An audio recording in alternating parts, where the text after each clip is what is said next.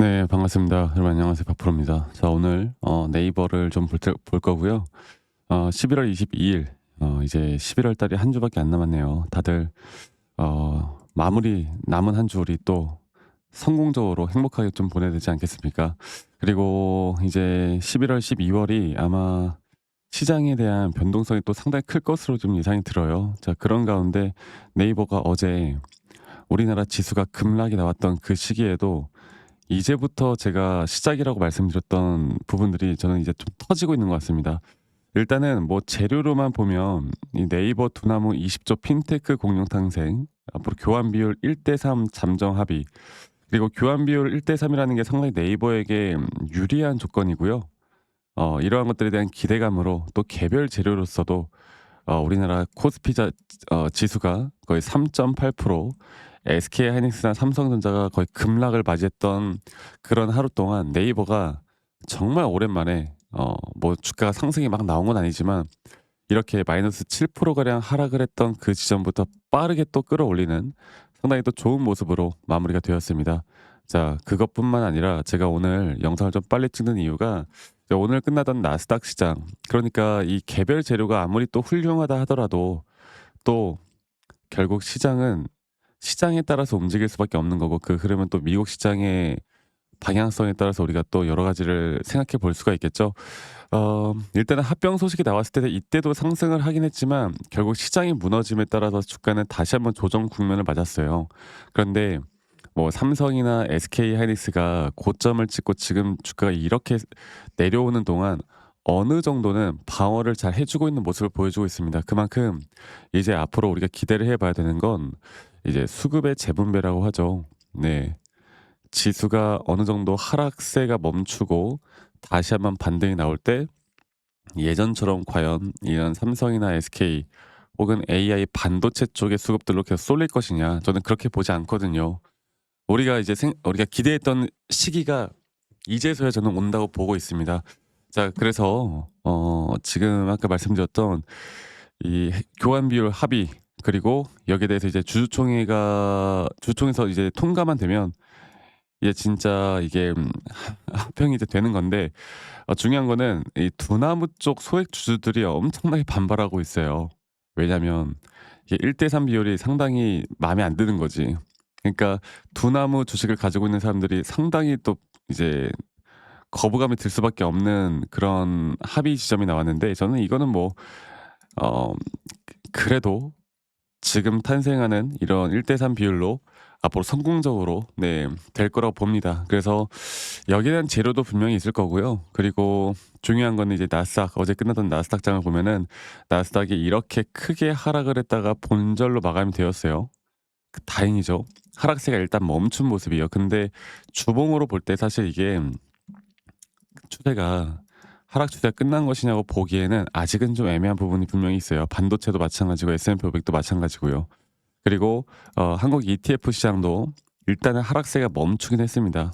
일단 다시 한번 좀 기대감에 따른 그런 소식들, 재료들이 좀 나오면서 시장이 그래도 일단은 하락세에 대한 브레이크가 좀 걸렸거든요. 그리고 그 이유를 우리가 좀 알아야 되는데, 일단은 시장이 정말 크게 급락했던 이유는 이 엔비디아 주가 때문에 그래요. 엔비디아가 어닝 서프라이즈로 정말 좋은, 그리고 4분기 가이던스까지 너무나 좋은 내용들이 나왔지만 알고 보니까 이 매출 채권이 많았던 거지. 이 매출 채권. 그러니까 예를 들어서 쉽게 말해서 외상이죠, 외상.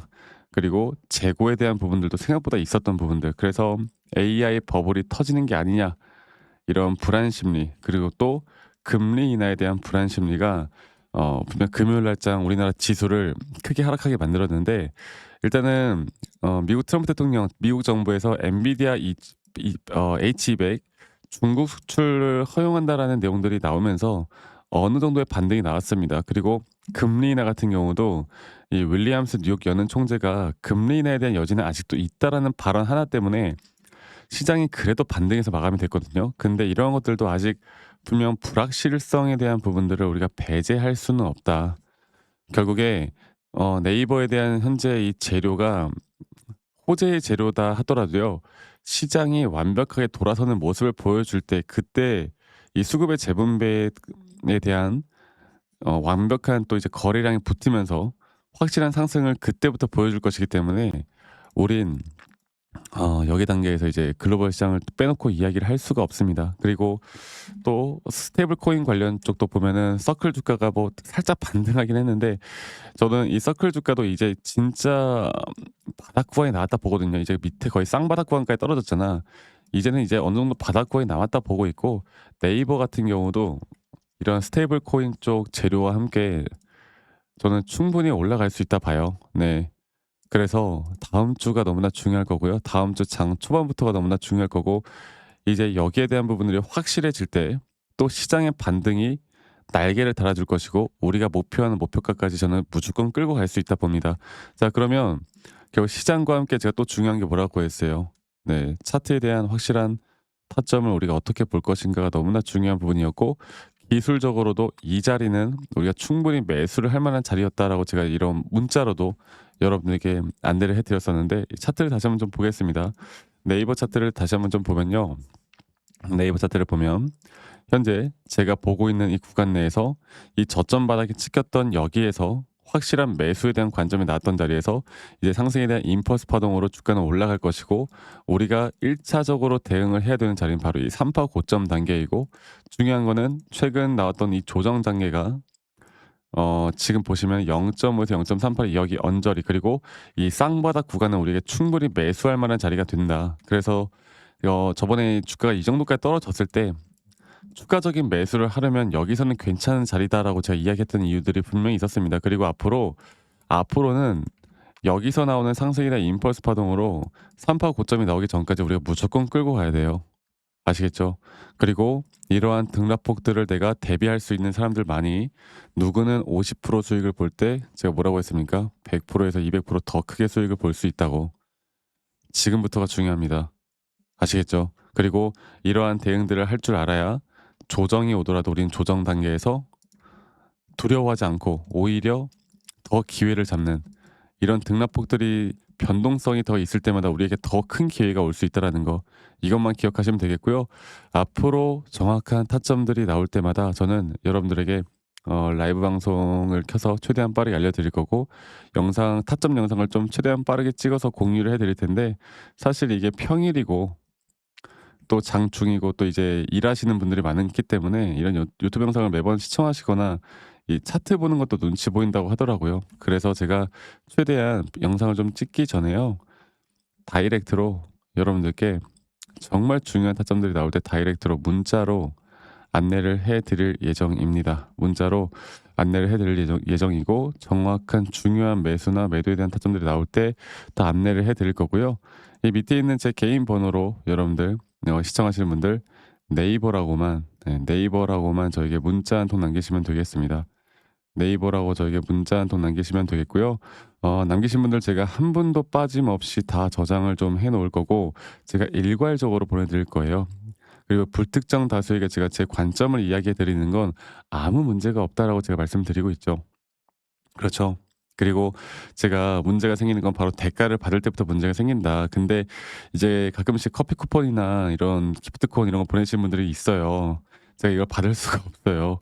여러분들 구독, 좋아요만 한 번씩만 눌러주세요. 이거면 저는 충분해요. 아시겠죠?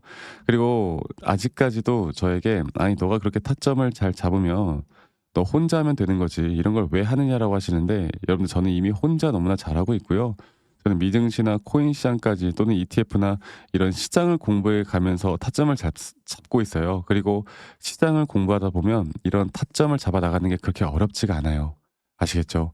그래서 제가 이런 부분들을 앞으로도 여러분들과 계속 같이 함께 해 나갈 거니까 꼭 참고해 보셨으면 좋겠다라는 말씀 제가 한 번 더 좀 드리겠고 저도 이 주린이 시절 정말 주식을 못 하던 시절에 정말 우여곡절이 많았습니다. 네. 뭐 재무제표 보고 공부하거나 아니면 뉴스 기사 보고 공부하거나 이런 식으로 제가 정말 우여곡절이 많았는데 제가 이런 것들을 반전시킬 수 있었던 건 시장을 공부했고 두 번째로 나만의 기준과 원칙을 만들기 시작하면서부터 제가 분명 달라지기 시작했거든요. 앞으로 저는 여러분들과 계속 이런 흐름들을 함께 나갈 거고 여러분들 혼자 하지 마세요. 혼자 하면 이성적으로 판단하기가 쉽지가 않습니다. 혼자 하지 마시고 저와 함께 나가시면 되겠고 정확한 이제 제가 어떤 식으로 여러분들과 매수 타점과 매도에 대한 타점들을 잡아 나가는지 또 앞으로 어떠한 종목들을 잡아 나갈 건지 여기에 대해서 한 번 더 이야기를 해 드릴 거니깐요. 여러분들 영상 끝까지 꼭 시청하시길 바라겠고요. 지금부터 제가 더 중요한 내용들 말씀을 드릴 거니까 이 부분들도 꼭 참고해 보셨으면 좋겠습니다. 아시겠죠, 여러분들? 자, 제가 그 이제 매수나 매도에 대해서 우리가 기준이라는 걸 잡을 때 우리가 과연 하나오션을 좀 예를 들어서요. 이 하나오션에 대해서도 제가 저희 구독자분들과 또 저희 구독자 방에서도 계속 함께 또 같이 이끌어가는 너무나 좋은 종목인데, 제가 이거를 저점 바닥부터 어떻게 잡아왔었는지, 그리고 이 저점 바닥을 우리가 어떻게 판단을 하고 이 저점 바닥부터 끌고 오는 이런 흐름 안에서 우리가 이제 또 개미굴이다 불리는 구간들, 또 이런 기준과 원칙에 대해서 어떻게 봐야 되는지를 한 번 더 좀 말씀을 드리도록 하겠습니다. 사실 제가 2024년도 10월 달에 나왔던 이 저점도 그렇고요. 2013년도 11월 달에 나왔던 여기가 중요했었는데, 여기서 주가가 반등이 나왔다가 한 번 더 주가를 떨어뜨리는, 특히나 이런 저점을 이탈하게 되면은 개인 투자자분들은 이런 저점 이탈 구간에서 다들 흔들릴 수밖에 없습니다. 자, 그런데 우리가 중요하게 봐야 되는 건 이런 저점 이탈이 어떤 타점에서는 분명 정말 마지막 매수에 대한 시그널일 수 있다, 이걸 알아야 되는데요. 이때도 마찬가지로 제가 저점이 이탈이 되는 주가의 가격의 하락이 계속 나오는 구간에 분명 주가에 대한 가격은 하락이 나왔지만 이런 RSI가 올라가는 상승에 대한 다이버전스가 걸리면서 이제 이 구간만큼, 2024년도 여기 구간만큼은 이제 우리가 무조건 끌고 가야 하는 구간이다. 그리고 상승에 대한 임펄스 파동으로, 상승에 대한 파동은 항상 이런 어떻게 보면 등락폭들이 계속 반복되는 거고, 이런 등락폭들에 대해서 우리가 단기 고점과 저점들을 잡아 나가는 게 중요한 건데요. 지금 하나오션 같은 경우도 분명 고점 뒤에 조정, 고점 뒤에 조정, 앞으로 이런 것들이 계속 반복되면서 흘러갈 겁니다. 자, 그리고 또 제가 이전에 이 휴림 로봇이라는 종목을 좀 보면서 말씀드렸었는데, 휴림 로봇 또한 이게 10월 23일이에요. 2024년도 10월 23일. 2024년도 10월 23일에도 주가가 횡보를 하다가 한 번 더 저점 이탈이 나오는 구간에서 볼게요. 주가의 가격은 하락했지만 이런 RSI 저점이 올라오는 상승에 대한 다이버전스가 나온 이후로 여기부터 어떻게 되어 가고 있습니까? 추세를 따라서 계속 등락폭은 정말 크게 나오지만 이 추세를 깨지 않는 선에서 주가는 급등이 나오죠. 우리가 이런 것들을 저점 매수를 내가 어떻게 해야 될까를 알아가는 게 정말 중요해요. 그리고 제가 이 휴림 로봇에 대해서 다시 한번 이야기를 드려보자면, 이게 조정 구간들이 계속 크게 나오잖아. 그러니까 조정 구간에 우리가 주가를 막 상승 구간으로 만들어 준다 하더라도 이런 구간에 대한 저점이, 확실한 매수에 대한 저점이 나온 뒤에 하나의 임펄스 파동, 또 조정, 이렇게 또 큰 하나의 임펄스 파동이 이렇게 있는데, 이 작은 파동 안에서도 고점과 조정, 고점과 조정, 이런 것들이 반복된단 말이죠. 그리고 이거를 아마 많은 분들이 이렇게 생각할 거예요. 자, 제가 예시를 들어서 여러분들께 좀 말씀을 드려보자면, 이런 저점 바닥이 나왔어. 지금 여기서부터 지금 볼게요.